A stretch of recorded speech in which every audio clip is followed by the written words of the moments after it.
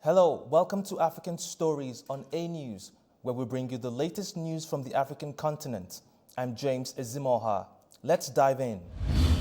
Protests in Mozambique on Friday partially shut down major trade route in South Africa for 8 hours. Demonstrators are outraged over the last month's election results, which they claim were fraudulent. In South Africa's Mpumalanga province, trucks were backed up on the roads as drivers waited for 8 hours. They were held up because opposition supporters from the Optimist Party for the Development of Mozambique were demonstrating at the border over disputed election results.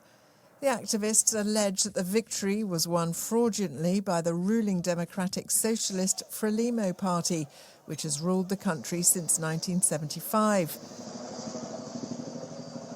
However, the hold-up has been frustrating for the people waiting on the South African side of the border. It's really frustrating because we thought that time we'll be in Mozambique, but we are still waiting. And then worst part of it, we're going to go inside around about 4 o'clock.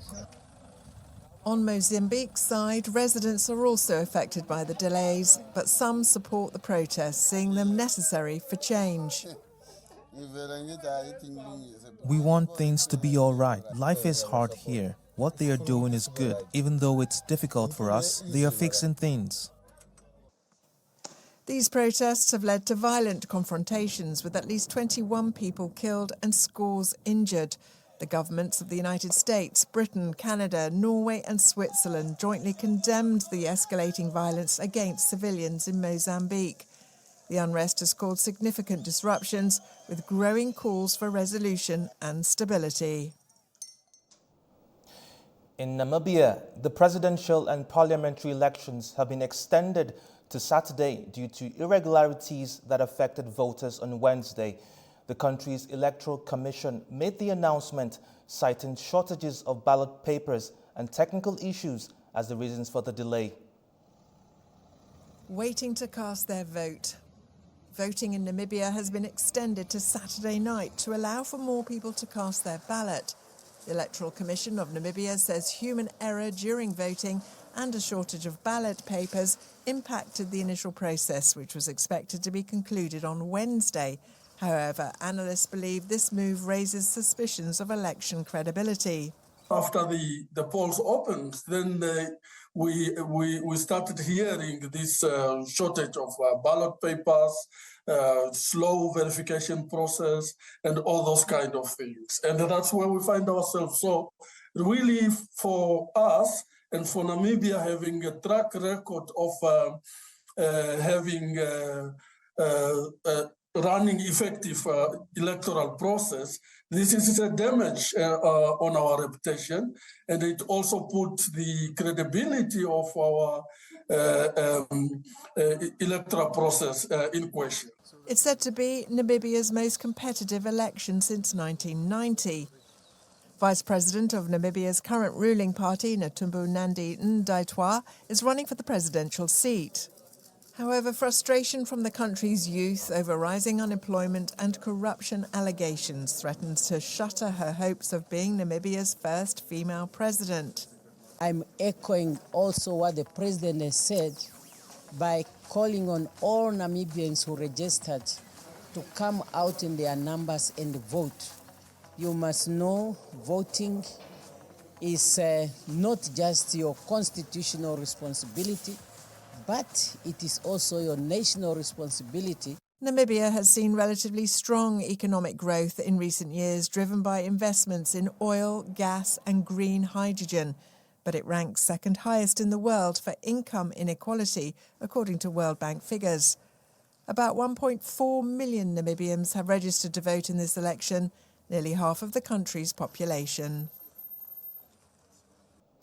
At least 17 people have been confirmed dead and more than 100 are still missing after landslides struck several villages in eastern Uganda on Wednesday.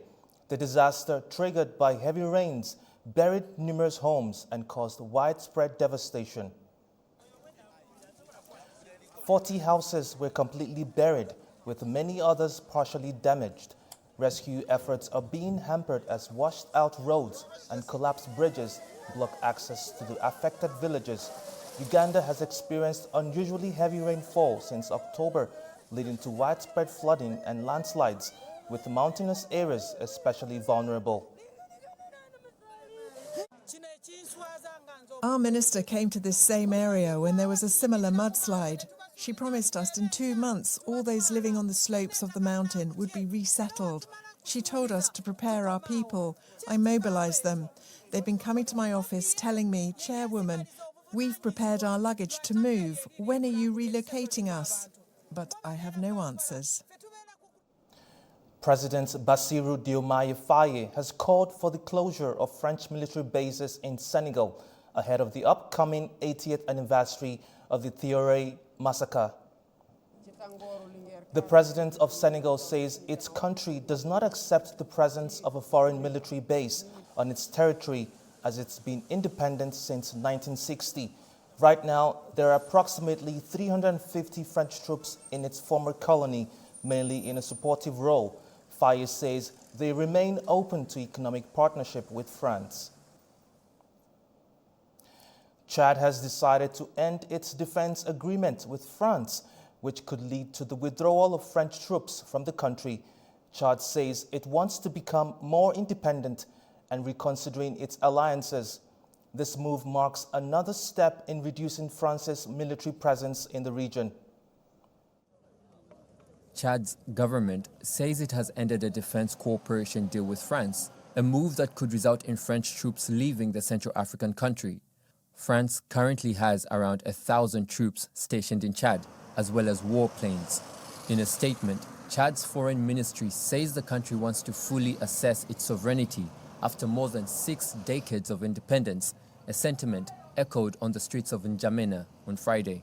I think the Chadian government is right to demand the departure of French troops. The government is right. We need to start developing now and be truly independent.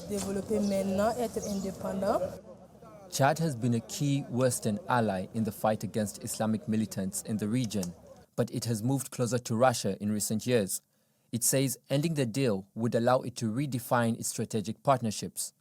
The decision is another nail in the coffin for France's historic and colonial rule in Western Central Africa after being forced to pull its troops from Mali, Niger, and Burkina Faso following military coups. France said on Friday it took note of the decision by Chad and would work with the country to implement it, the foreign ministry said. The statement said Paris had already been working on reconfiguring its African military presence for 2 years. That's all from us here in Baku. Thank you for watching and visit us online at anews.tv.